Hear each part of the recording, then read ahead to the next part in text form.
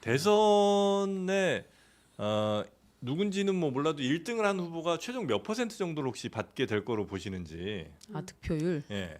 민주당에서는 이제 이재명 후보가 50에서 55% 득표율을 목표로 뛰고 있다라고 얘기는 하고 있어요. 그런데 지금 여론 지형은 50%가 넘는 것도 있지만 대체로 50% 미만이고 네. 그리고 이제 안 좋은 여론조사 같은 경우에는 40% 초반대로도 나오는 게 있잖아요. 43, 44 이렇게 나오는 네. 것도 있기 때문에 여론조사만 놓고 본다면 50%좀 어렵겠는데? 라고 판단하는 분들도 꽤 있는 것 같아요. 네. 근데 지금 어쨌든 투표율이 상당히 높아 투표율에 연동돼서 득표율을 살펴볼 수 있기 때문에 저는 이번에는 못해도 49에서 50, 50 51까지는 정도? 50에서 51까지는 나오지 않을까라는 생각을 해봅니다. 1등 한 후보는 50. 왜냐하면 네. 사실 다 떠나서 이 비상계엄이 너무 얼토당토하는 행위였고 이 지난 내란의 전체 6개월 과정을 온 국민이 고비고비마다 다 지켜보셨어요. 네. 그리고 그동안 소위 대한민국의 사법부가 어떤지 검찰이 어떻게 움직이는지 그 안에서 윤석열이라는 사람이 어떤 역할을 했는지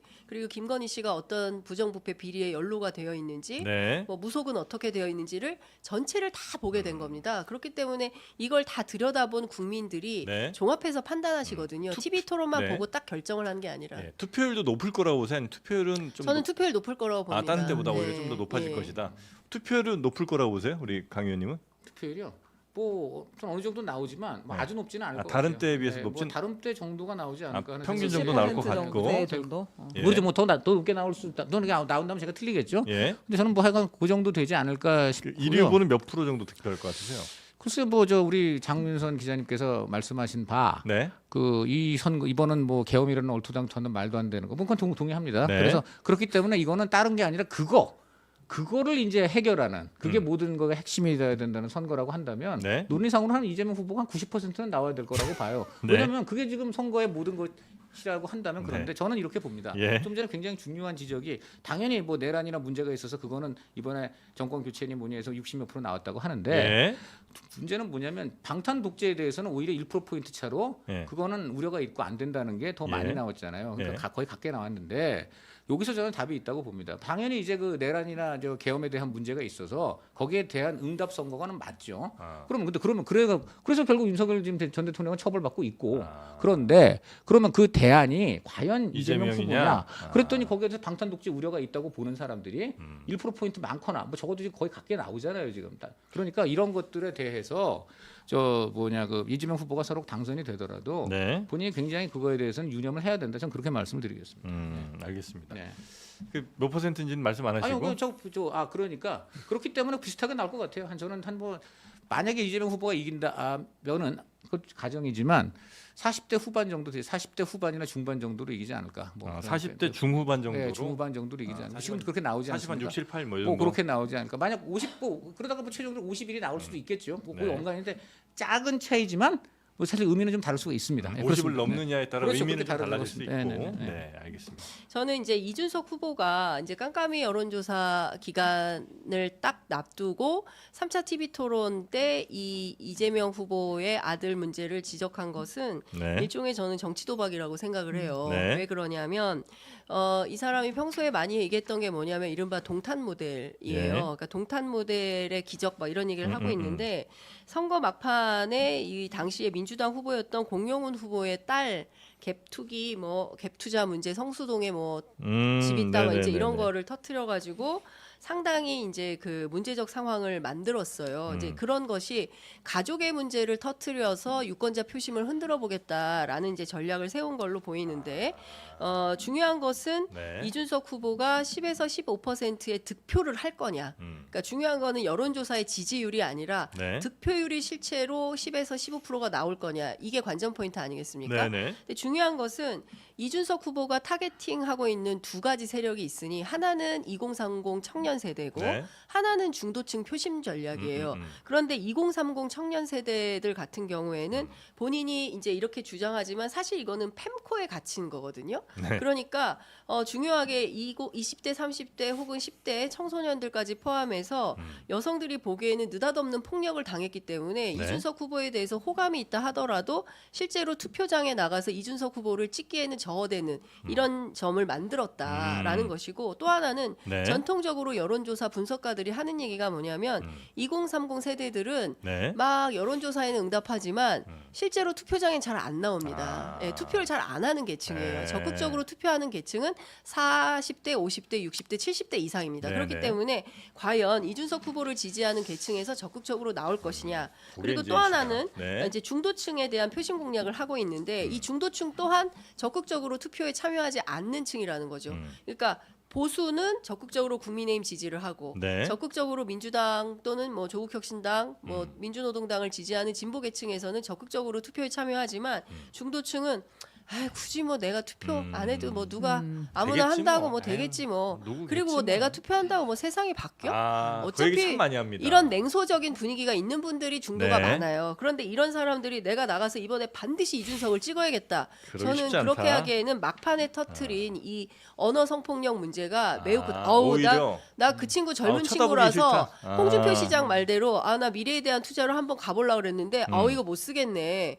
야, 어떻게 그런 말을 해. 전체 국민들이 네. 다 보는 가운데서 할 말이 있고 안 할 말이 있지. 음. 이게 대중의 정서란 말이에요. 그런 측면에서 보면은 이준석이라는 정치인이 패착을 한 것이죠. 그리고 네. 이걸로 돌파 가능하다라고 생각했을 거예요. 그래서 여기서 지지 않겠다, 싸우겠다, 다 고발한다, 뭐 이렇게 무고로 걸겠다, 뭐 이런 주장을 하는데 저는 이게 오히려 악재를 구축할 거다. 네. 더 중요한 포인트는 더 중요한 게 또 있어요. 예, 이준석 후보의 정치 인생이 네. 이번 이 사건을 계기로 해서 굉장히 어려워질 어려워질 것 가능성이 같다까지? 굉장히 높다. JTBC 여론조사에서 나타난 이번 대선의 관전 포인트들을 유정화 기자와 이어서 짚어보겠습니다. 자, 유 기자, 첫 번째 관전 포인트는 뭔가요? 네, 첫 번째는 TK, PK 민심입니다. 바로 국민의힘 지지세가 강한 영남권이죠. 이번 대선 12.3 내란으로 치러지는 조기 대선인 만큼 수도권이나 충청 같은 기존의 캐스팅보트 지역뿐 아니라 영남권의 여론까지 출렁이고 있다는 분석입니다. 지난번 조사와 비교를 하기 위해서 가상 3자 대결 결과 한번 보겠습니다. 오늘 저희 JTBC 조사에선 TK 지역 지지율 이재명 후보 24%, 김문수 후보 51%로 김 후보가 과반으로 나타났습니다. 이달 초 조사 때보다는 김 후보의 지지율이 9%포인트 올라 지지층이 결집을 했지만 지난 대선 윤석열 당시 후보가 얻었던 70대 득표율에는 못 미칩니다. 이 보수층 지지자들이 김문수 후보와 이준석 후보로 나뉜 걸로 보입니다. PK 지역 지지율은요. 이 후보 39%, 김 후보 43%였습니다. 지난 조사에 이어서 오차 범위 내로 나타나면서 이번 대선의 승부처가 됐습니다. 이 때문에 김 후보 오늘 PK, TK를 차례로 돌면서 지지를 호소했고요. 이 후보 역시 선거운동 초반 영남 지역에 힘을 쏟았습니다. 네, 이번에 영남권에서 정말 어떻게 나올지 지켜봐야 할 것 같습니다. 두 번째 관전 포인트는 어딘가요? 네, 두 번째 관전 포인트는 집토끼냐 산토끼냐입니다. 네. 사실 오늘이 국민의힘이 말한 이준석 후보와의 단일화 시한이었는데 양측 모두 단념한 것 같습니다. 여론조사 수치상으로도 단일화 효과 나타나지 않는데요. 이재명 후보 지지율 48%였죠. 김문수, 이준석 후보와 합치면 단순 합계로 47%, 1%포인트 차인데요. 하지만 이 김 후보로 단일화가 될 경우에 이 후보의 지지율은 과반이고 김 후보와의 격차는 11%포인트 차, 오차 범위 바뀝니다. 이 후보로 단일화가 될 경우에는 두 사람 격차는 13%포인트로 오히려 벌어지고요. 이 경우에는 황교안 후보의 지지율이 6%로 나타나는 점이 눈에 띄는데요. 같은 이 범보수 후보지만 김 후보는 전통 보수층, 즉 집토끼 중심, 이 후보는 유동투표층, 즉 산토끼 중심이라서 두 후보의 지지층이 겹치지 않는 겁니다. 특히 이번 조사에서는 1, 2차 TV토론 이후에 2030 세대에서 이준석 후보의 지지율이 오른 것으로 나타났습니다. 이 후보의 지지율이 20%대로 뛰어서 보시는 것처럼 세 후보 간의 격차가 오차 범위 내로 들어오는 건데요.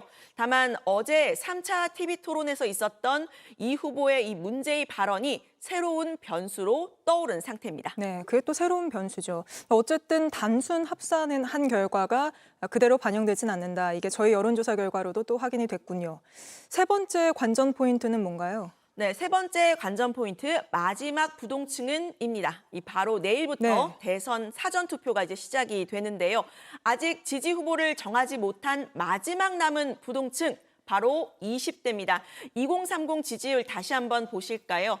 20대 이하에서 지지 후보가 없거나 모른다고 답한 부동층이 10%로 나타납니다. 전 연령대에서 유일하게 두 자릿수인 건데요. 20대 혹은 2030의 표심이 이 후보 간의 격차를 늘리느냐 또 줄이느냐 이 관건이 될 것으로 보인다는 게 전문가들의 분석입니다. 네, 알겠습니다. 이번 대선의 관전 포인트 3가지 유정아 기자가 짚어드렸습니다.